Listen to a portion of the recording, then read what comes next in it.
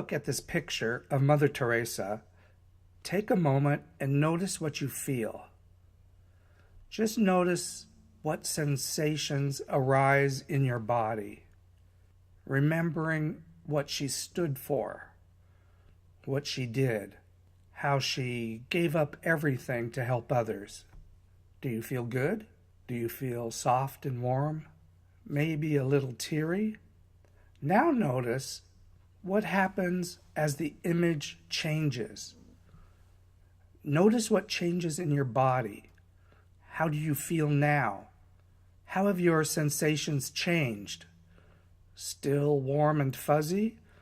Or is there something harder, something more distasteful in your reaction?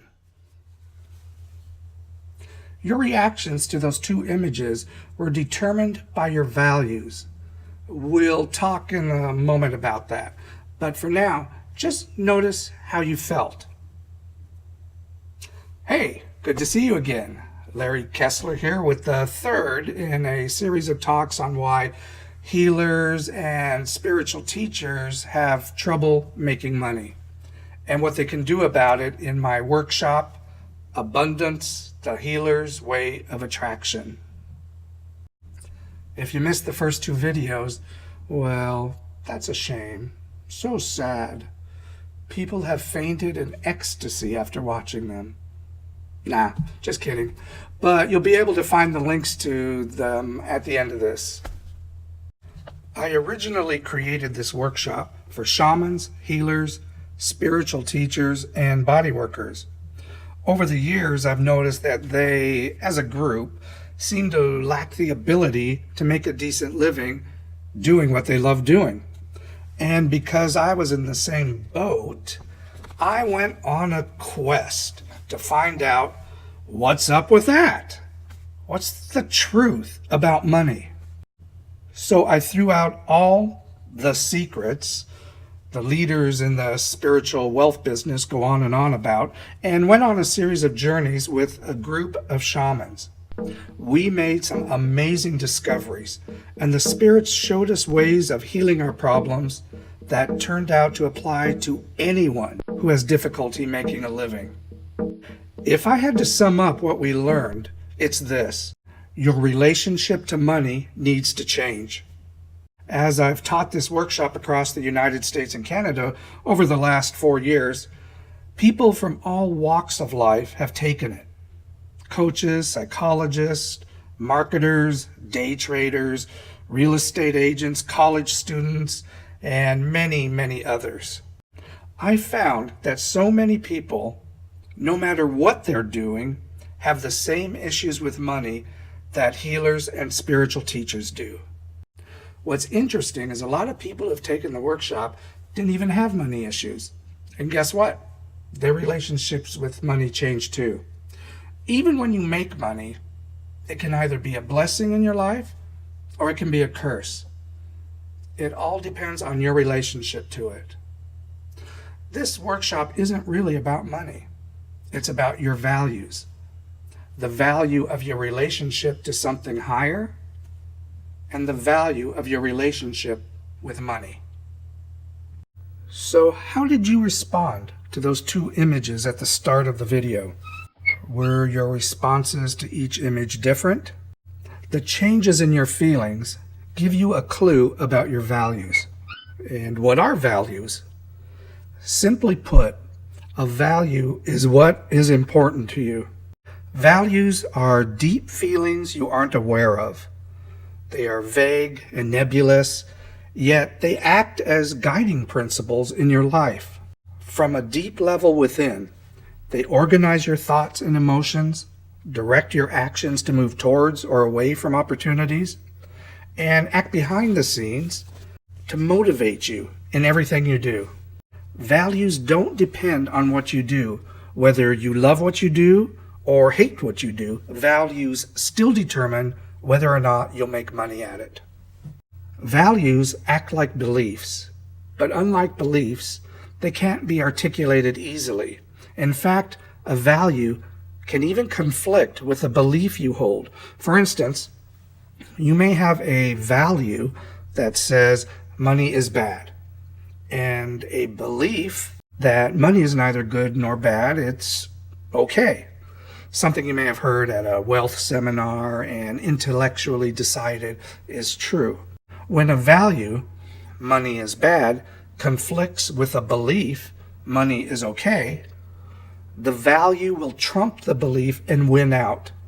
It will stop you from making money even though you firmly believe there's nothing wrong with money. By finding your values, you'll be able to find out what your spiritual core values are. And once you know what they are, you'll be able to keep them and ferret out values that don't help you or keep you stuck. By finding your values, you'll also be able to resolve conflicting values, such as, I need to be good and money is bad. The conflict exposes itself when you need money to live. You're driven to be good, so you won't let yourself be bad. But earning a living and making money makes you bad. Since you can't be bad, you won't let yourself make money. By finding values, you'll be able to add new ones. Yes, you can add new values and redefine yourself. You can change at a fundamental level what is important, what motivates you. How do you start finding your values? By asking questions. Questions focus the mind and drive it to find an answer. Ask a good question, and your mind will come up with an answer. So here's a good question to ask yourself. In life, what is most important to me? Is it helping others? Is it creating something new?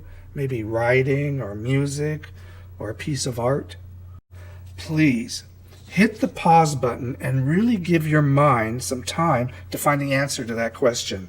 Let the answer rise up from within you all on its own.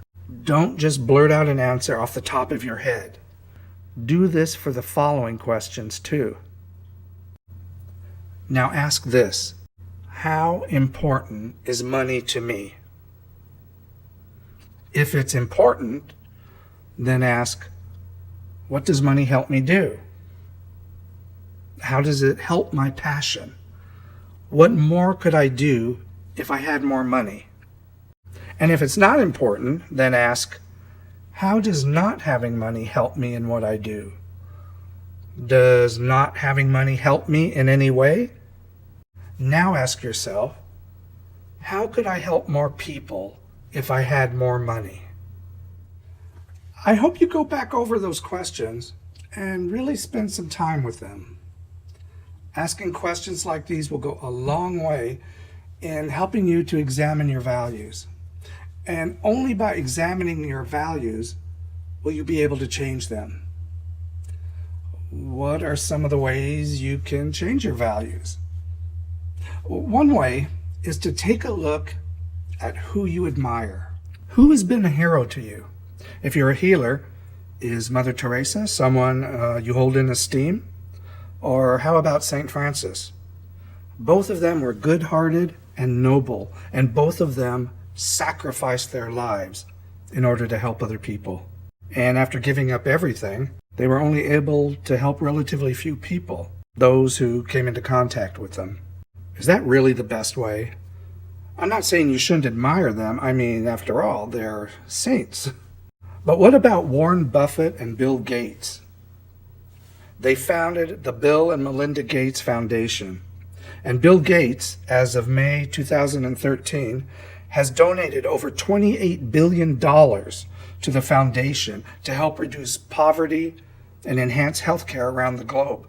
How many more people could you help if you had more money? Ultimately, having money or not doesn't need to stop you from helping others or sharing yourself. But having money makes it a lot easier and a lot more fun.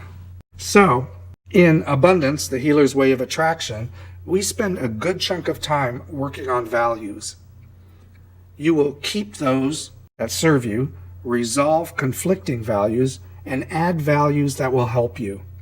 In fact, you will learn a powerful way to change your values that's really not taught anywhere else. It's something the spirits gave to us in a shaman's journey called stalking the woods of the shadows. No, it's not as creepy as it sounds.